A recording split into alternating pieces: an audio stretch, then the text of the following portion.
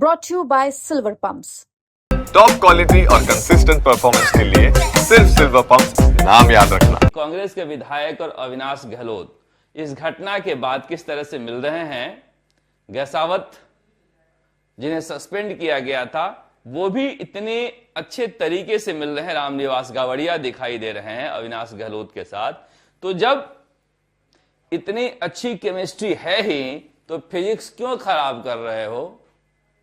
और मैं हमेशा से कहता हूं विद्या ददाति विनयम, झुक जाना ही उठ जाने की कला है। टीकाराम जूली ने अगर माफी मांगी है तो फिर हमारे शास्त्रों के अनुसार माफी करने वाला का दिल हमेशा, माफी मांगने वाले का दिल हमेशा बड़ा होता है और कोई ऐसी घटना पर जिसे माफ कर दिया जाए तो फिर और बड़ा हो जाता है। मगर देखिए टीकाराम जूली के उस वक्तव्य से वो हो गया जो अड़े रहने पर नहीं होता और अविनाश गहलोत ने खड़े होकर कहा कि मैं नेता प्रतिपक्ष से सीखता हूं और मैं आज के बाद कोई ऐसी बात नहीं करूंगा जिससे किसी को ठेस पहुंचे। मैं अपने यहां मौजूद सभी लोगों के भावनाओं का ख्याल रखूंगा।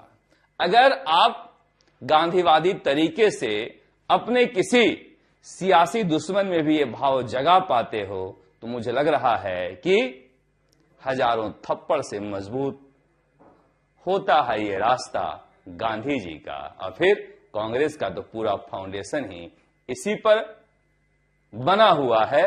आप उस रास्ते पर नहीं जा सकते जिस रास्ते को लेकर आप हमेशा विरोध कर रहे हो। तो मेरा मानना है कि अब ये तस्वीर देखिए, इस तस्वीर को लेकर बहुत लोग चर्चा कर रहे थे कि आखिर क्या हुआ कि टीकाराम जूली ऐसे हाथ जोड़ रहे हैं, सचिन पायलट हंस रहे हैं और हनुमान बेनीवाल इस तरह से बैठे हैं। अब देखिए इस तस्वीर को देखने के बाद कोई भी अनुमान सहज रूप से लगा सकता है कि हनुमान बेनीवाल ने ही कुछ कहा होगा कि हनुमान बेनीवाल को आप फोन कर लीजिए और फिर हंसते हंसते लोटपोट हो जाइए। इनका जो विनोदी स्वभाव है ये हंसाते ही रहते हैं। तो मेरा भी कौतूहल था कि ऐसा हुआ क्या जो इस तरह से लोग हंस रहे हैं। वही बात हनुमान बेनीवाल ने कहा कि नेता प्रतिपक्ष टीकाराम जूली जी आप तो छा गए हो, क्या बोलते हो और क्या धोते हो।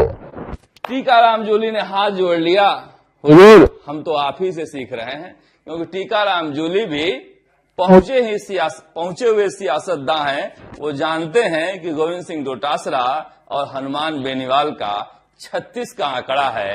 हम इस तारीफ से दूर रहें तो ठीक है, मगर क्या कांग्रेस के प्रदेश अध्यक्ष गोविंद सिंह डोटासरा की गैर मौजूदगी में टीकाराम जूली अपना व्यक्तित्व गढ़ रहे हैं? क्योंकि जिस तरह से गोविंद सिंह डोटासरा ने कहा कि विधानसभा के अंदर मेरी दोहरी जिम्मेदारी है, ये किसी भी नेता प्रतिपक्ष को अच्छा नहीं लगेगा। मगर आपने एक बात शायद नोट की होगी या नहीं की होगी, वो किसे कह रहे थे और किस संदर्भ में कह रहे थे तो मैं नहीं जानता, मगर टीकाराम जूली ने एक बात बोली और बड़ी गंभीरता से बोली। उन्होंने कहा कि सहन करने की क्षमता, बातों को सुनकर चुप रहने की क्षमता मुझसे ज्यादा इस सदन में किसी की नहीं है। और यहीं से खुल जाता है आपके सियासी सफर का रास्ता। और हो सकता है कि टीकाराम जूली उस सियासी सफर के रास्ते को ढूंढने में लगे हुए हैं। मगर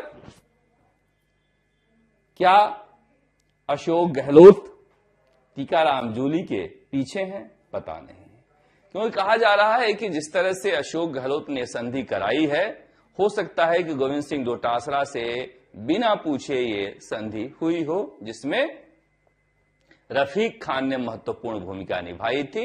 और रफीक खान इन दिनों साये की तरह टीकाराम जूली के साथ रहते हैं। अब पता नहीं क्या है, सियासत है, कब कहां संबंध बनते हैं, बिगड़ते हैं, मगर मुझे लगता है कि प्रदेश अध्यक्ष जल्दी ही विधानसभा में आएंगे।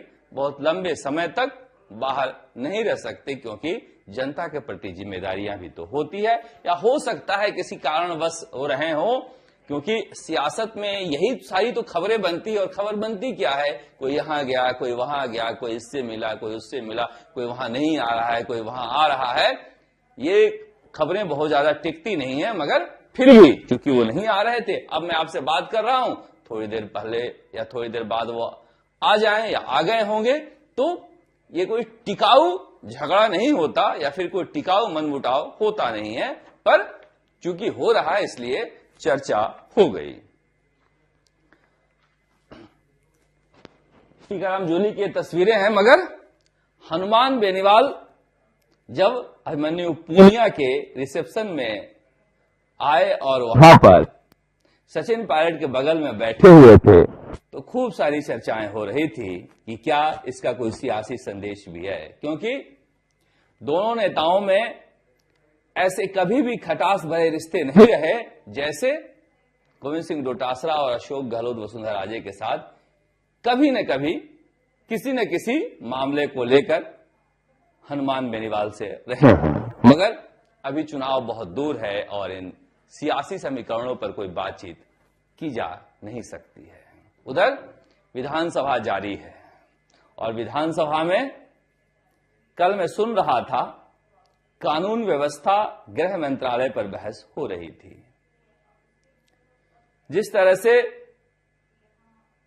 जवाब दे रहे थे जवाहर सिंह बेडम, मैं सोच रहा था कि गृह मंत्रालय के अधिकारी क्या इनसे बात भी करते हैं क्या, क्योंकि गृह राज्य मंत्री की कोई हैसियत होती नहीं है सरकार के कामकाज के हिसाब से स्वतंत्र प्रभाव ना हो तो, मगर चूंकि भजन लाल शर्मा के पास गृह मंत्रालय है और वो जवाब देंगे नहीं, बड़े नेता बड़ा जवाब दिया करते हैं, गृह मंत्रालय पर जवाब देने के लिए उन्हें खड़ा किया गया था, मगर उन जवाबों में वो पॉलिटिकल भाषण ज्यादा दे रहे थे। जो कुछ मसले, जो कुछ सवाल टीकाराम जूली ने उठाए थे, उनमें से एक भी सवालों का जवाब जवाहर सिंह बेडम नहीं दिए। उन्हें अधिकारियों ने जो पन्ना पकड़ा दिया था, उन्हीं पन्नों को पकड़कर इधर उधर की पुरानी बातें कह के अपना समय निकाल लिए। मगर क्या विधानसभा गालीबाज हो चुका है? नहीं, ऐसा नहीं कहा जा सकता।